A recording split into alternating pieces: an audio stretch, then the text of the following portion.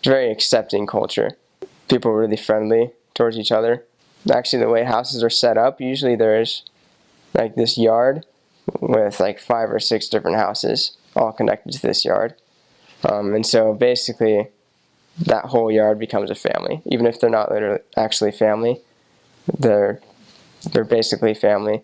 They can borrow each other's things with no problems. Don't have to worry about their kids hanging out with the other people's kids, stuff like that. But with taxis, because they're crowded, it's very easy for people to pickpocket.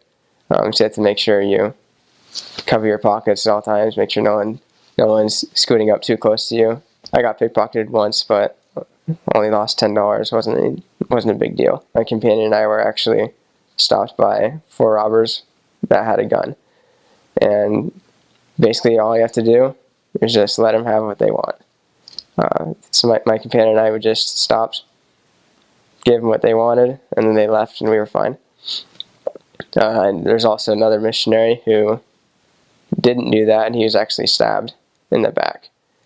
And fortunately, nothing. He wasn't mortally injured, but it's better to avoid those types of circumstances. Luanda has a lot of dirt, which means you have to wash your hands a lot, wash your face all the time. One thing that I actually miss was getting home at the end of the day and washing my hands, and just seeing all the dirt run off my hands into the sink.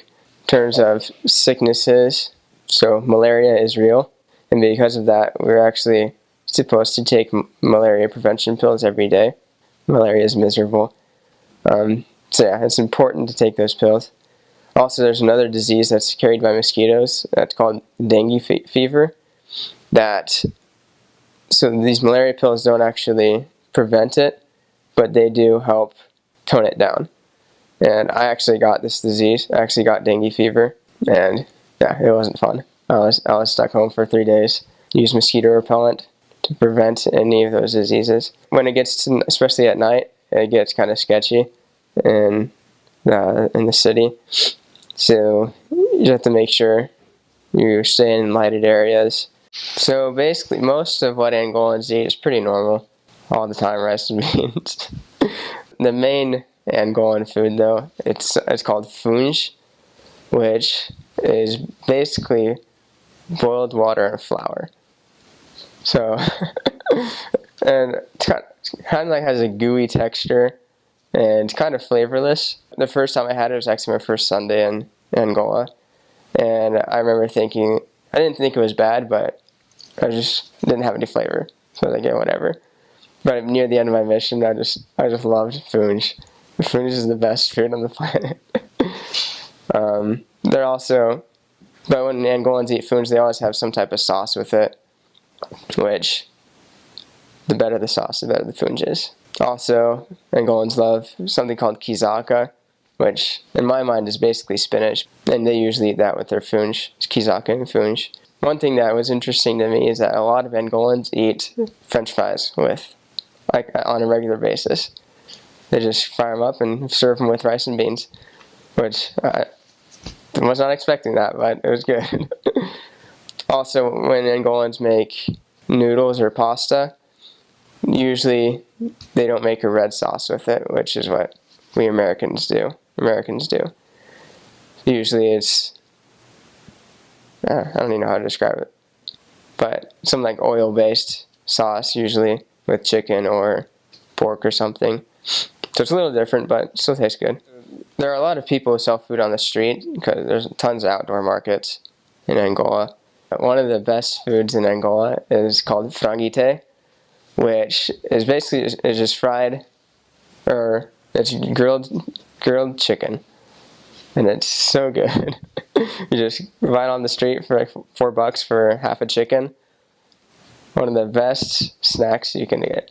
So in the capital of Luanda, especially when I got there, a lot of the roads were unpaved, so just dirt roads pretty much everywhere, and terrible drainage systems, which meant if it ever rained in Luanda, it didn't rain very much in Luanda, but when it did, basically the city shut down.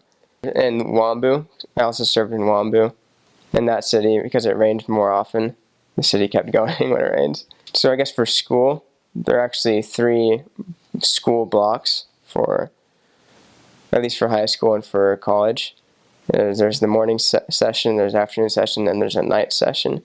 A lot of people who worked would be working from about like 8 a.m. to 8 p.m. basically, 12-hour days basically every day. So people who worked were extremely busy. So I guess a lot of people had their own cars, but most people didn't. So there was a taxi system that so there are several taxi routes that you can go down.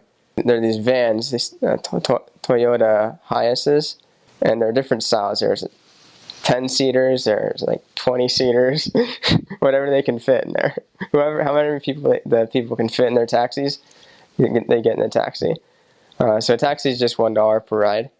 What happens is that the driver is driving, and then the driver has his partner who's called a cobrador, who is the person who collects the money and who shouts out the taxi route, and has the taxi stop when somebody wants to get in or wants to get out. And the traffic situation in Angola is terrible. If you have 2 lanes, the Angolans make 3 lanes out of it. So however many cars fit on the pavement, that many cars will be on the pavement. Motorcycles are actually worse, because basically the quote-unquote rule that isn't a rule in Angola is that if it fits, they'll take the path. So motorcycles will drive on sidewalks. They'll drive if it's a divided road and there's a place for a crosswalk, motorcycles go through the crosswalk. Whatever they have to do to get to where they're going faster. But yeah, taxis, very fun to go on. It's not really a cultural don't, but basically it's a rule that you can't eat rice and funge on the same plate. You can't have them on the same plate.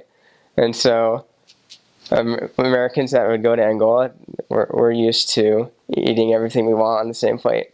And so like the first time that ever happened, if an Angolan saw it, they'd always freak out. Like, what are you doing? You can't eat rice and food on the same plate.